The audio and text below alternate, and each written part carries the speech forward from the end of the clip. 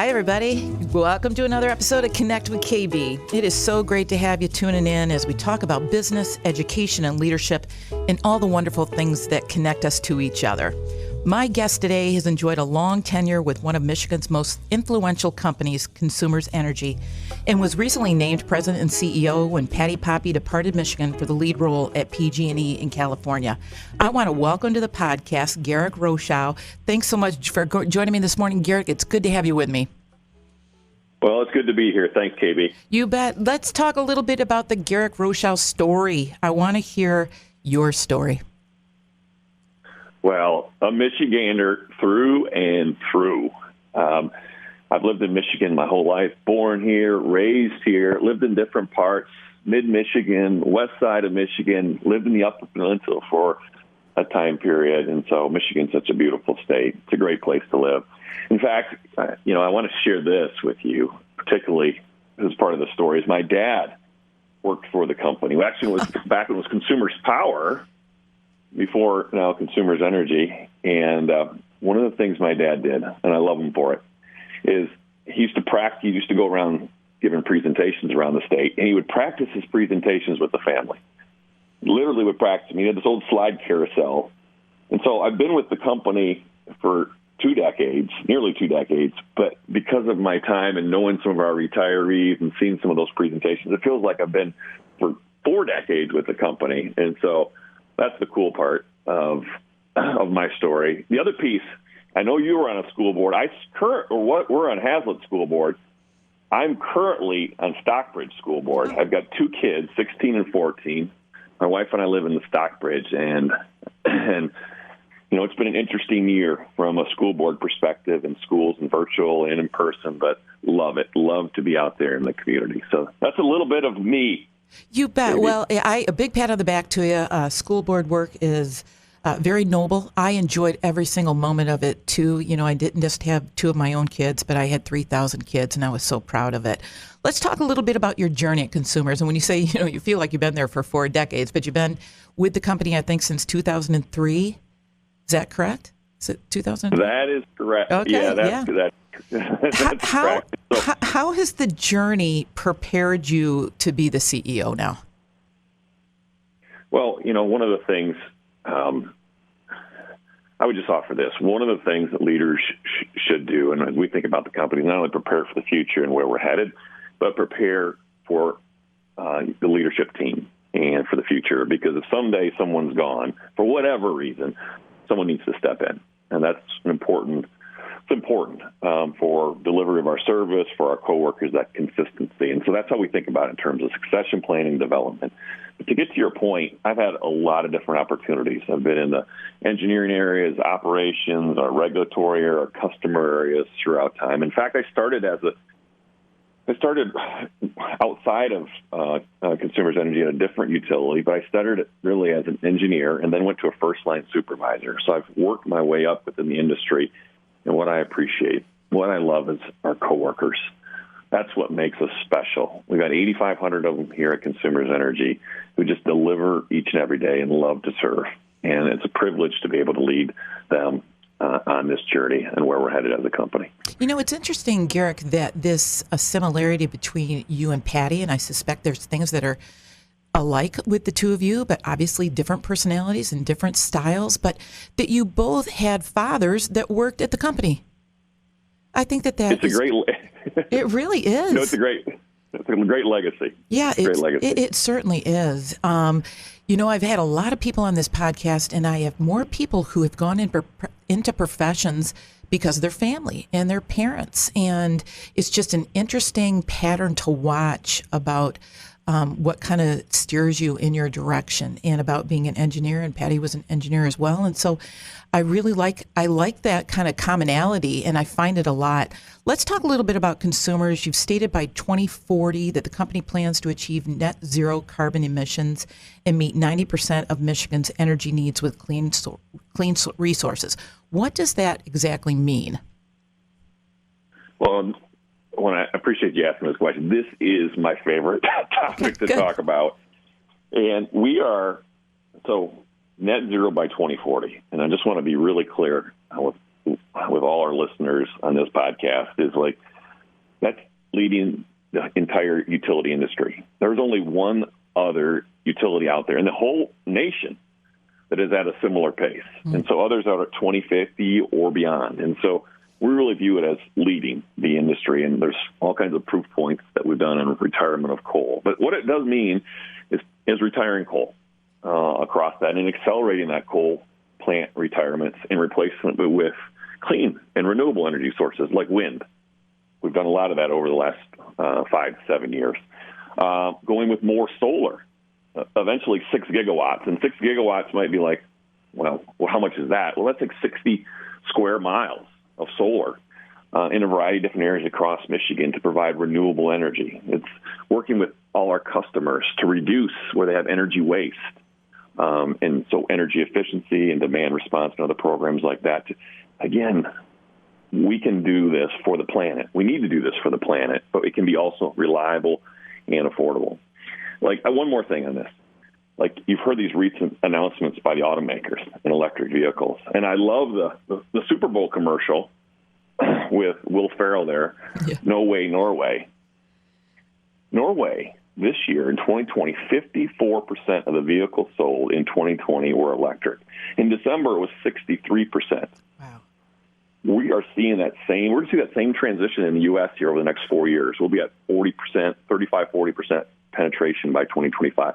This is a transformation in our industry, and we get to lead that. This is so much fun. I love this job because we get to lead that and lead this clean energy transition.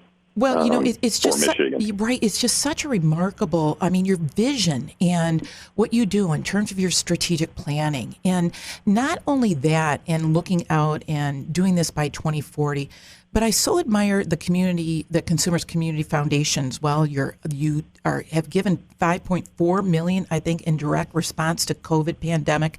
So not only the vision that you have in terms of working your plan every day, but being able to pivot so quickly to become really good community stewards. How do you do that? Obviously that's a lot of teamwork. Well, and as a Michigan-based company that serves Michigan, we live here, we work here, and this is where our home is. And so, being active in the community and giving back to the community is just what we are. It's natural to us. And I say natural, but we got to, it's not only the financial giving, but it's also just our coworkers, their heart is in it. And so I want to give you like an example of that. So we just had our town in our hometown of Jackson, where our headquarters are located, and we gave $500,000 as well as there's other investors involved in it, but it gives $500,000 to 20 local restaurants, and they source their materials, at least 50% of the materials locally, so you get a nice supply chain of business going, small businesses, particularly in this time of COVID. And those meals, 1,250 meals every Monday, Wednesday, and Friday are then given to those in need across the Jackson area.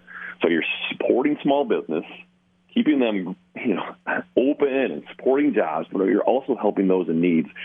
And our organization and the people in our organization just jumped in, with both feet to get this and make this happen. And it's just been awesome. The other thing is we're doing right now is we're helping out a local hospital in their COVID immunization. Nearly 200 of our coworkers are helping out, volunteering their time 7 days a week, helping COVID immunization, so those medical workers can do their great job while we keep people organized in that process. Just like the National Guard is doing in other places. In Jackson, it's our workers that are doing that. That's our coworkers are volunteering their time. It's just that heart of service because we live here. We work here. Well, this is what we call home. I got to tell you, I know so many of your people. You are absolutely, a stellar team. From Sharon Miller, Amber Fogarty, Katie Carey, Carolyn Budworth, Kathy Wilson, Mindy Bradish-Orta, my fellow Chambertarian, who's now working at Consumers, Brian Wheeler. The list goes on and on and on. How do you recruit such great talent? Well, I just got to say, woohoo, for those individuals you just listed. They are all awesome. We're out there. We got a great people and culture team. We don't even call it HR because that's not how we think about it. We think about it from a people and culture perspective, and just find the great people who have just this love of Michigan, this heart of service, and whether they're out in the field and they're putting in a pole or replacing a wire, or whether they're involved in the chamber or community organizations. We look for that heart of service. Yeah, when you talk about that, Garrick, and you're so high on your team, and I really admire that type of leadership. Who has helped you on your journey?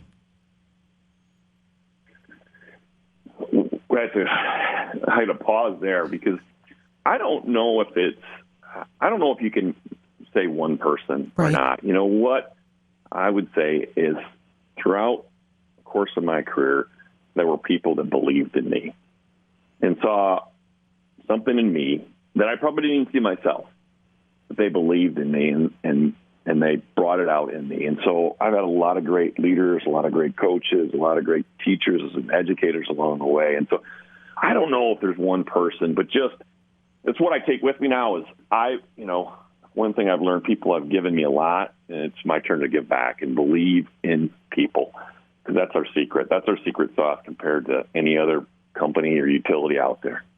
Do you find that your leadership style has really transitioned pretty well after Patti? And are there things that you're doing that are much like her, or how's the team embracing that?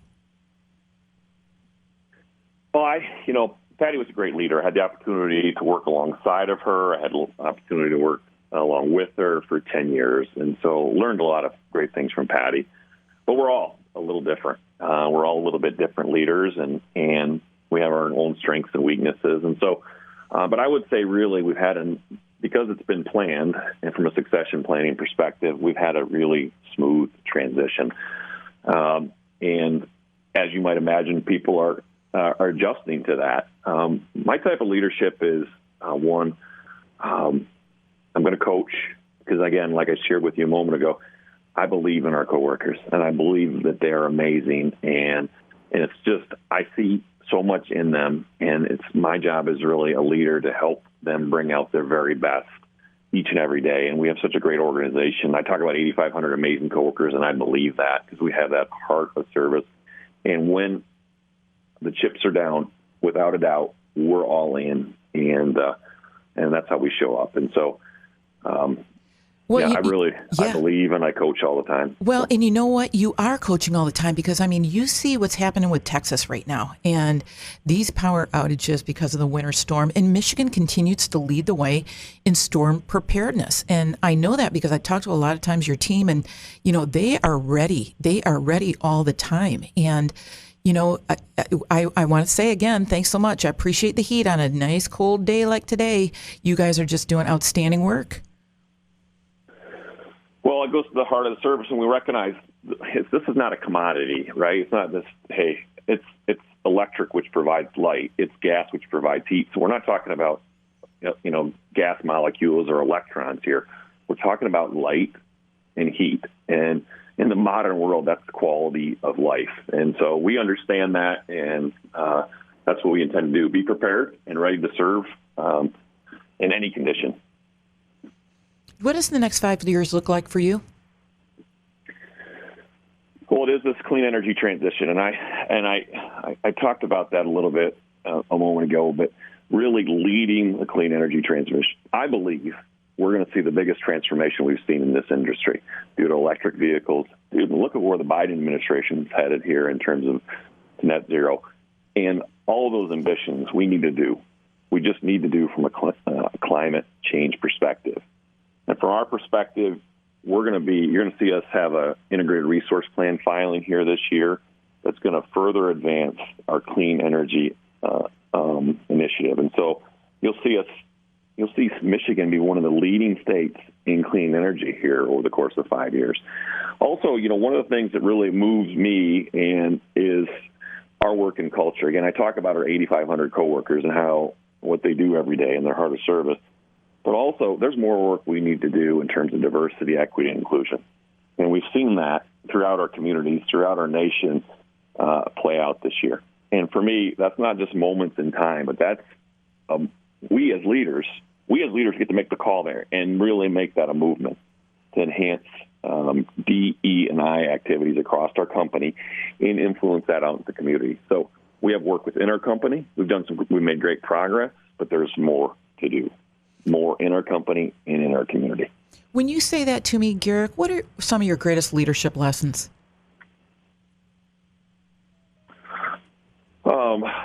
One, I'd offer you two. One, it's not about the leader. It's about our coworkers. And, I mean, as you go through various parts of your career, you understand that success is really success through our coworkers, and I believe that. And cultivating them and growing them and providing them opportunities to lead and be empowered to lead is I mean, I've learned that through the course of time. It's not about me as a person and what I do. And the other thing is, and I think this is more of a leadership lesson from actually as a result of what we went through in the pandemic, is, enjoy the simple things in life, right? So often, at least this is just me pre-pandemic, there's just so much right now. I enjoy a simple smile. I enjoy a hug, a handshake. Those are the things I'm looking forward to. So just enjoy the simple joys of life. That's really a lesson learned for me. You bet. Garrick, I so like you. We have not met, but I am looking forward to that because you are my kind of guy and resonate well, and I love your leadership style, and I hope you'll come back and visit with me again. That sounds great, KB. Thank you. You bet. I want to thank my guest, Garrick Rochow, President and CEO of Consumers Energy. I also want to thank my supporting sponsors, Marketing Resource Group, Governmental Consultant Services, AF Group, the Michigan Chamber of Commerce, and the Fraser Law Firm. You can listen to all my podcasts at connectwithkb.com. Until we connect again, go live your best life. I'm your host, Kristen Belzer.